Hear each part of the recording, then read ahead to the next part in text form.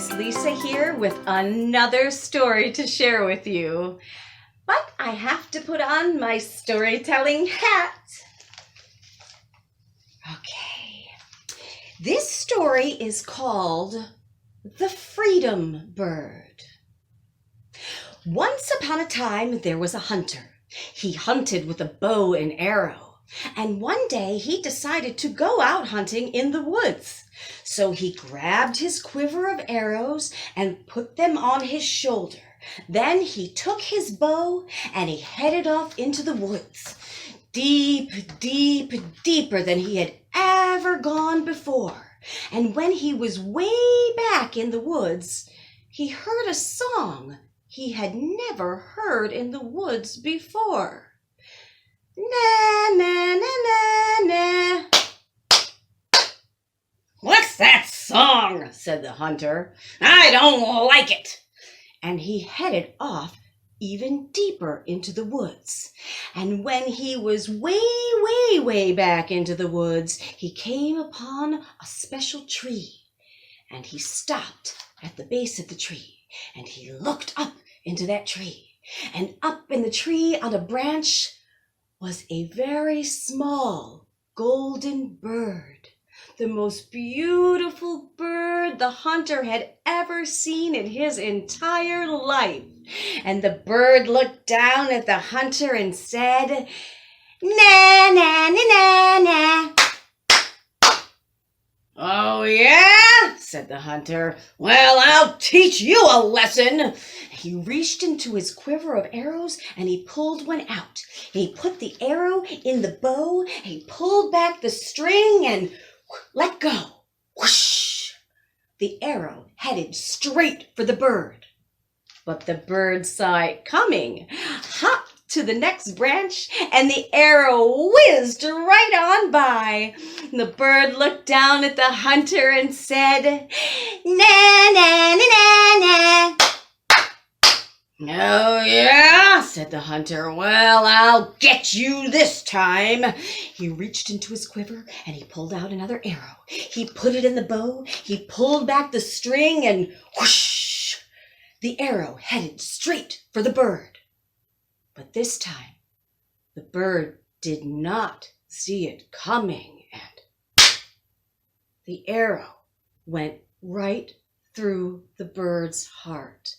And the bird fell down through the leaves of the tree. And as the bird was falling, before it got to the ground, the hunter pulled out his sack and caught that bird in his sack.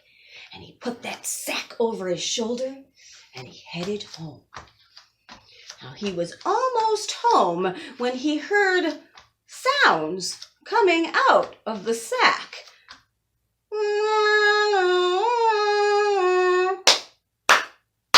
"What?" said the hunter. He took that sack inside. He put that sack down on the counter. He reached inside. He pulled out that bird and he put the bird on the counter and he looked at it. And then he pulled all the feathers off. "There, that ought to do it." The hunter turned around, and as soon as his back was turned, he heard, "What?" said the hunter. Oh, now he was furious. So the hunter reached into a drawer, and he pulled out a big knife, and he chopped that bird into 100 small pieces. Chop, chop, chop, chop, chop, chop, chop, chop, chop, chop, chop, chop, chop. "There, that ought to do it." And he turned around. And as soon as his back was turned, he heard chop, chop, chop, chop, chop.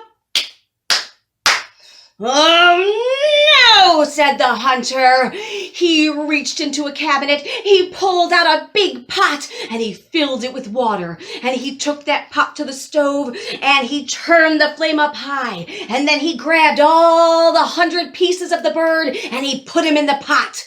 And then the water started to bubble and boil. The hunter said, "There, that ought to do it." And he turned his back And as soon as he was turned around, he heard "Burg, burg, burg, burg, burg." Oh no, the hunter was even more furious now. So he took that pot and he brought it outside in the backyard, and then he grabbed a shovel and began to dig a deep, deep hole. And when the hole was way over his head, he climbed out of that hole, took the pot with all the bird pieces, and he dumped them into the hole. And then he covered it up all with the dirt, and he stamped on it with his feet and said, "That ought to do it." And then he turned around and headed back to his door. Just as he was about to enter his house, he heard from deep below the ground,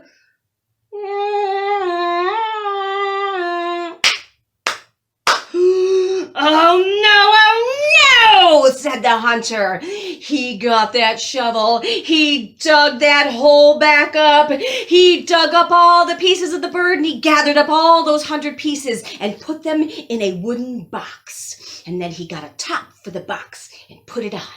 And then he got a big, heavy rock, put the rock on the box, and tied it around with heavy rope.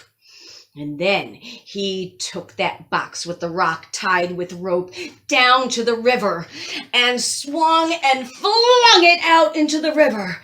And he watched it splash and sink. And the hunter stood at the banks of the river and he listened. And he didn't hear a thing. So he walked home.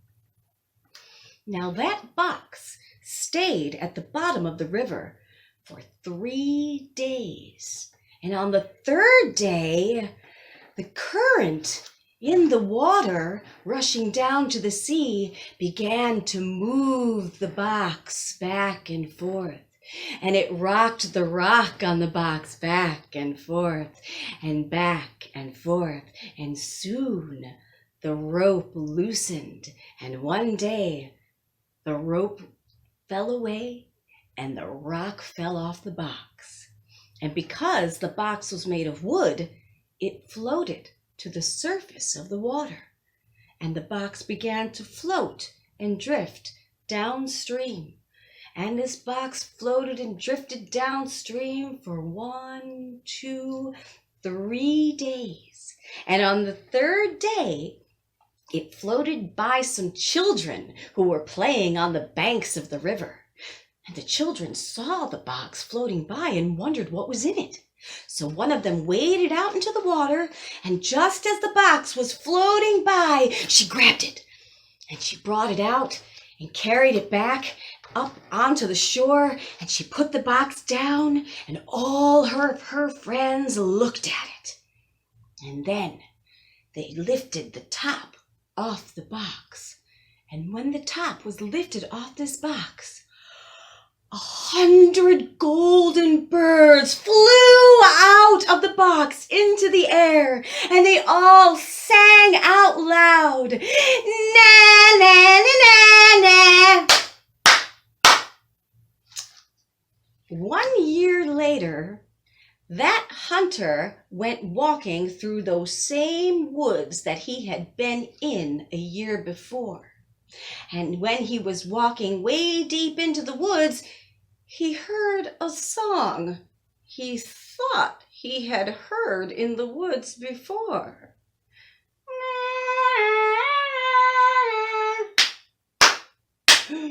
"What? I don't believe it," said the hunter. And so he walked way deeper into the woods until he came upon that same tree that he had been under 1 year before, and where he had seen only one golden bird in the tree, 100 golden birds were all looking down at the hunter and singing out at him, "Na, na, na, na, na." The hunter stood and he scratched his head And he thought and thought, and finally he said, "Oh, why didn't I think of this before? I know who you are. You are the freedom bird, and freedom can never be killed off. We just have to let you be." And all those birds looked down at the hunter and sang at the top of their lungs, "Na, na, na, na, na." And that is the story of the freedom bird. The end.